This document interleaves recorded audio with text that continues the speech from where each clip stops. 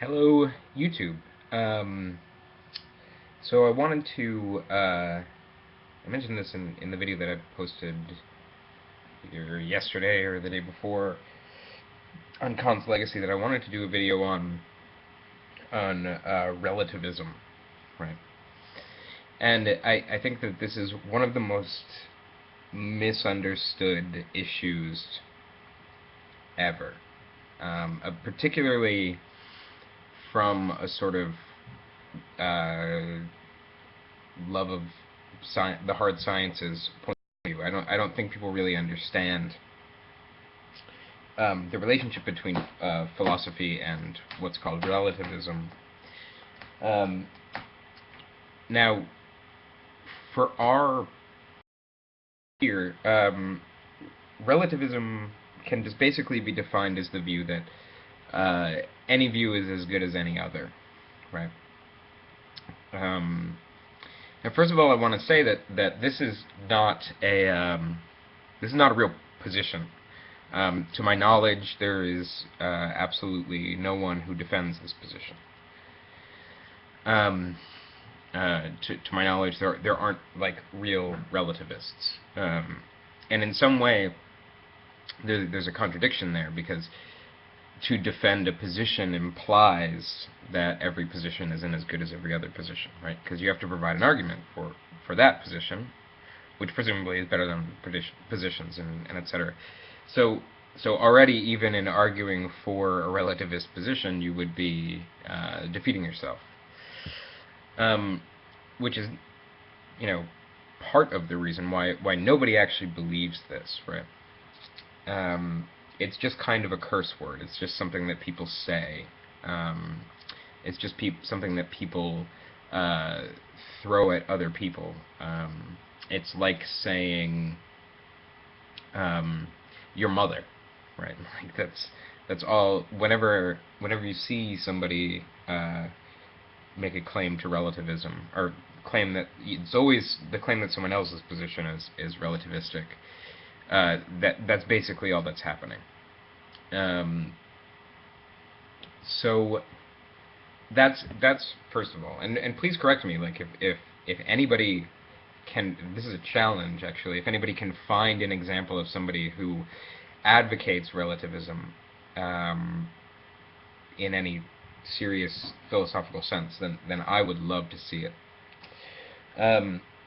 Now, so where does this talk come from? This Richard Dawkins has a few places where he talks about postmodern philosophy in this way, and there's a lot of misunderstandings of what postmodernism is, but it's not actually relative in any pure sense. If anything, well, let me walk through what I think are some pieces of where this idea that postmodernism or poststructuralism or something is relativistic. I want to walk through where I think that idea comes from.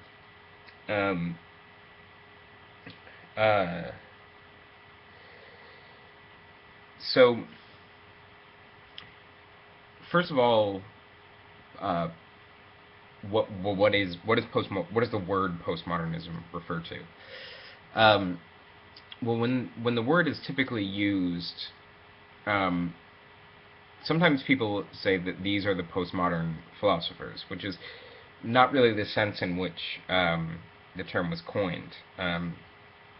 The central idea behind postmodernism, at least as outlined by Lyotard, is that in the modern period, from the Enlightenment onwards, through maybe the 60s, let's say, in that period, which is modernism, right?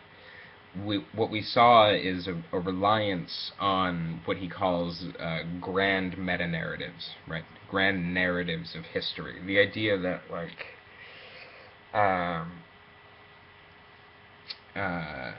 maybe theological view that Christ was coming, and all of this. So there's this grand story to history, or the Marxist view, that one day there would be a revolution, and you can create a story this way.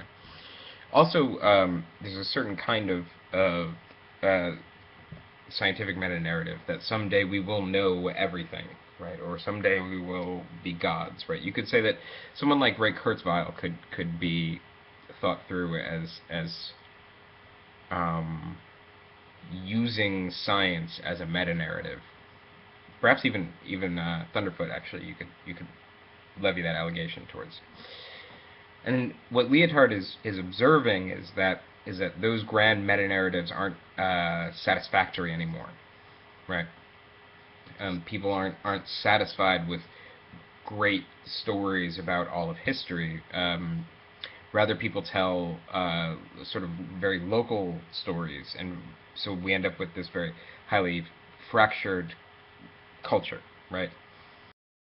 And it so things like what postmodernism is we have entered the age of postmodernism, right? It's not my philosophy is postmodernism. It's that there is something qualitatively different between this period and like the 1920s, and we're trying to get at what that qualitative difference is, right? This is what's called the postmodern period, and so we begin to analyze things in this way, or begin to think through things in this way, or people did think through these things in this way, so what one thing that characterizes the postmodern for a lot of thinkers is that we start to get statements like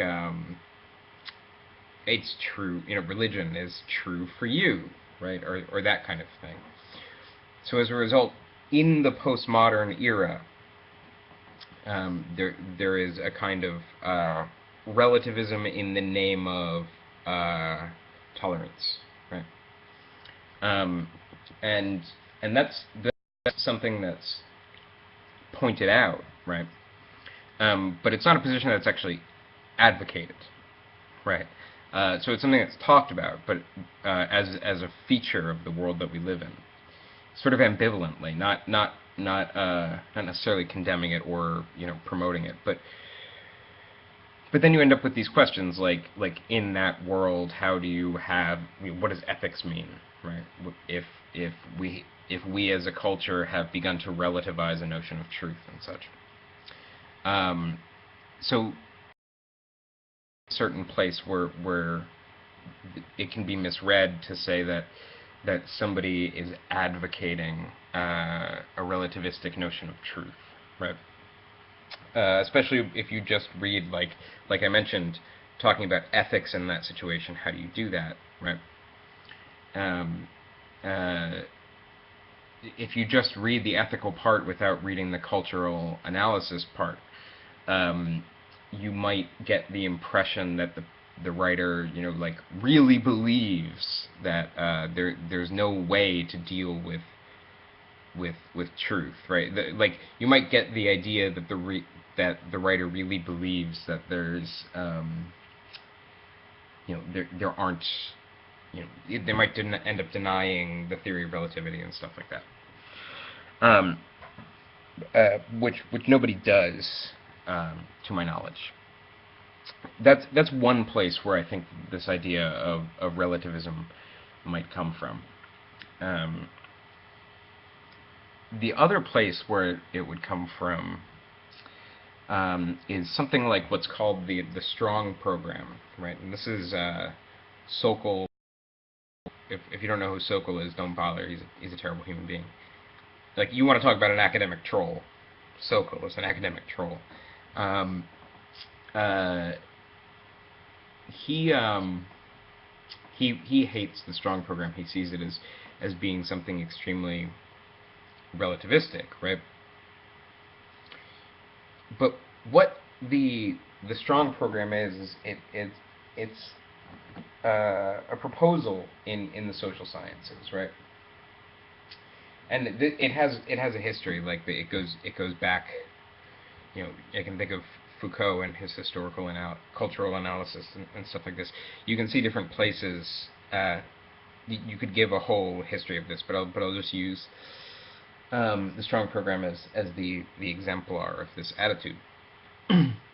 What it is something like, let's say you want to analyze a culture, and this culture just like murders every second baby that they have for fun, or something like that. You know, just something horrendous. Well, what this approach would say is that you know, we're trying to analyze their culture and their moral, you know, the moral, perhaps we could say, defectiveness of the culture, or our perception of the moral defectiveness of this culture, whatever you want to say. Like, that's simply not relevant, right? We're trying to understand why they do this, right? And we're trying to understand that in as dispassionate of a way as possible, right? So in some sense, the strong program is advocating an extreme dispassion. It's advocating an extremely scientific attitude, which is strange. Which might. So the notion is that, like, you know, when we undertake an analysis of this culture, we shouldn't, you know, bring moral judgments to bear on that culture, because it's just poor methodological practice. It's bad methodology to do that. It taints the analysis. We're trying to be as dispassionate as possible. So then, what about something like, you know, if they had like a lava god, right? Which would be awesome. This lava god, right? When we look at that from the perspective of cultural analysis, it doesn't. What we're interested in is something like, does this lava god, what role does it play in their culture? What kind of ideas and practices are organized around this lava god? Within what field does you know, of discourse does this lava god appear? Right, like what are the conditions for this lava god appearing? Why?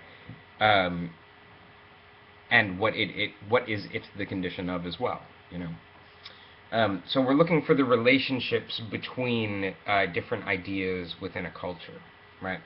And we're trying to do this kind of analysis. Notice, though, about this, that how irrelevant it would be to say this lava god doesn't exist, right? Like that is to bring your own culture to bear on a cultural analysis, which is just poor methodological practice. It's not disinterested analysis, right? So this is another place where one can be accused of relativism, right? This idea that we, for the sake of analyzing, we assume that the lava god is, you know, people really believe that the lava god exists, right?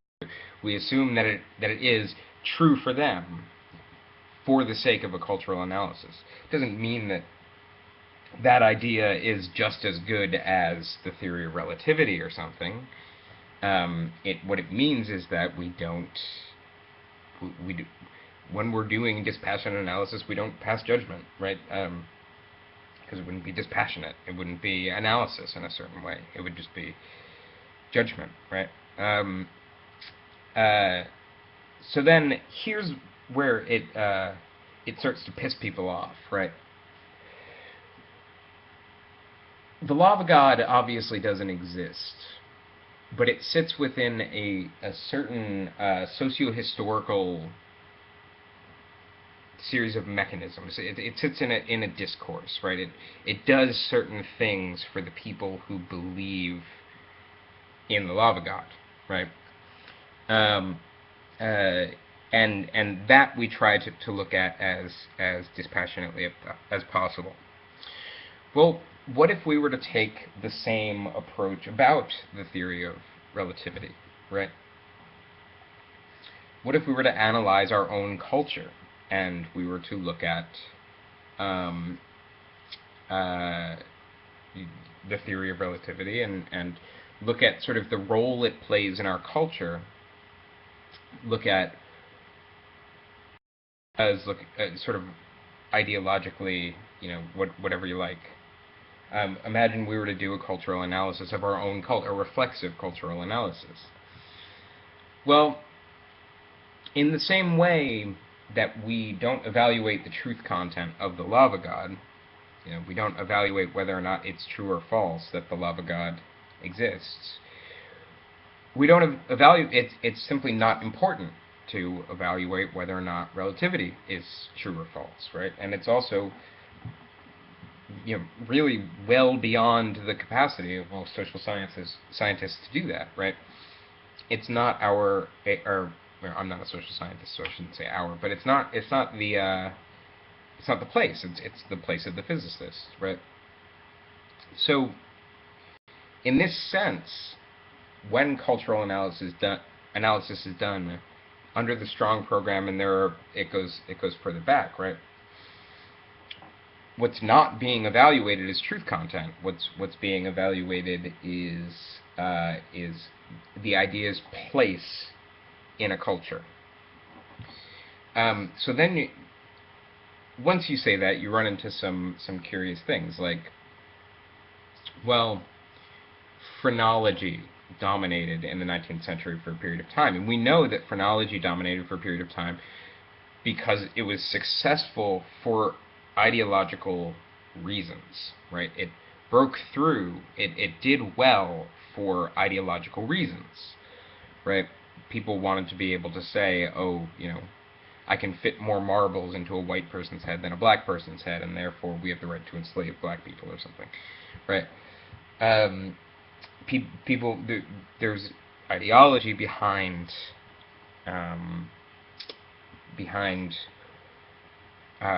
why false scientific theories dominate or prevail, right?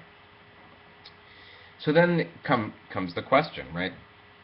If the question is, where do scientific theories fit in a culture?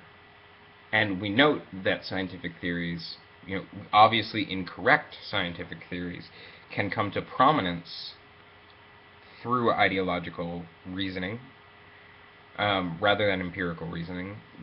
This happens, right? And nobody's proud of it. And science is self-correcting, and that's great. And we get over phrenology, right? Like, all that's great.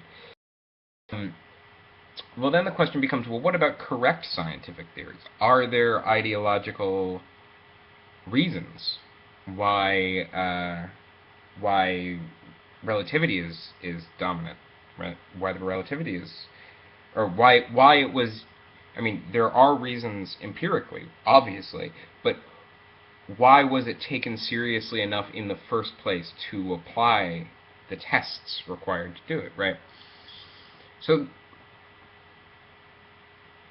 this is a question that has absolutely nothing to do with, is the theory of relativity true, right? This is a methodological assumption to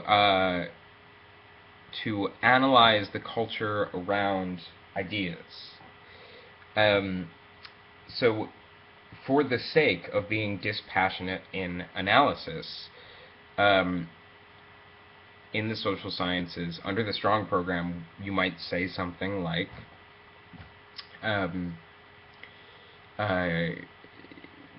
it might be assumed that phrenology is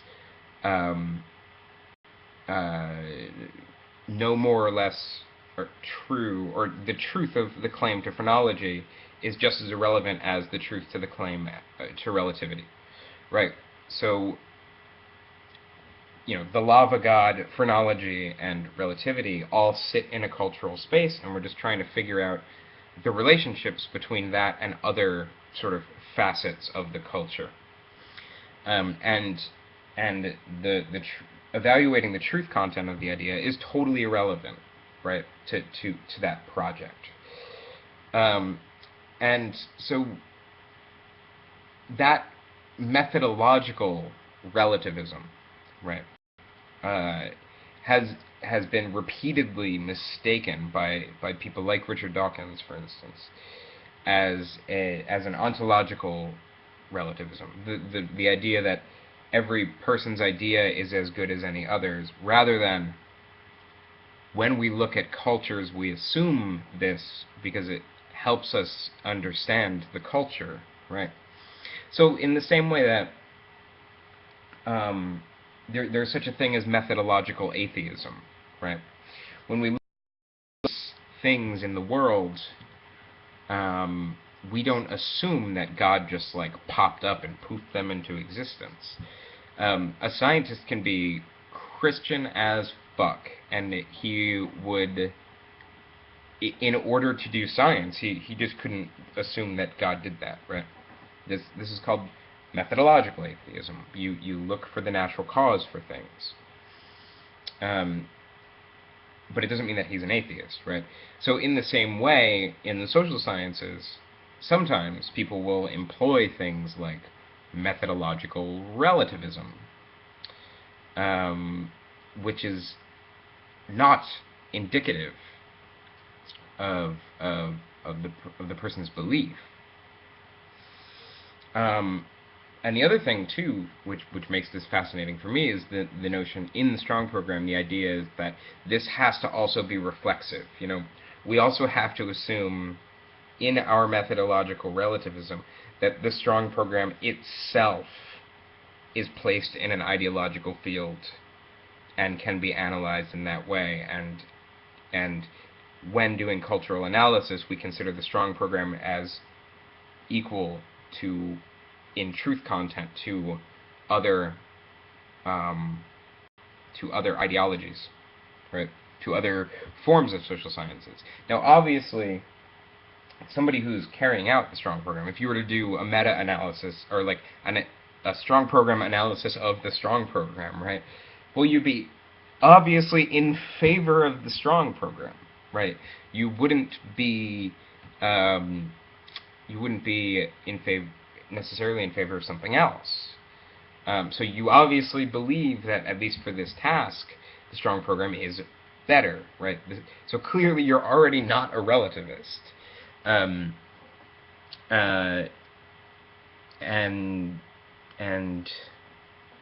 yeah, it holds itself to its own.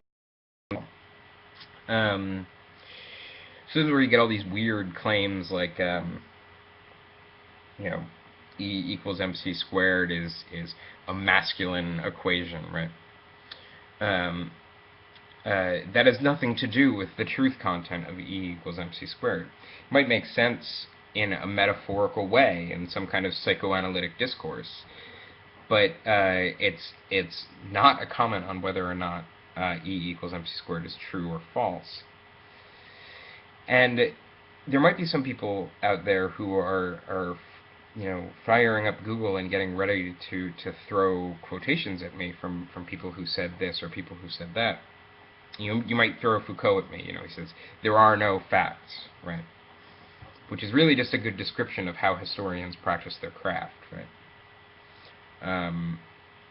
You might fire that quote at me, or you might fire other quotations from me. Often they'll be out of context, or often they'll be like smart person saying something stupid, right? Which happens all the time. So yeah, I just want to point out how like misrepresented this facet of critical theory and cultural theory is in the world. Nobody believes that every statement is as good as any other. Even if you don't believe that we have access to a final truth, if you're an anti-realist, it doesn't follow from that that every statement is equally as good as any other, right? These are not. They don't imply each other. So yeah, that's a really long video on relativism, my least favorite fucking word in the English language. And I apologize to somebody that I recently went off on for calling Kant a relativist in my last video. Sorry. Didn't mean to be such a dick. I was just really tired, and that allegation pisses me off. So apologies. And yeah, have a good day.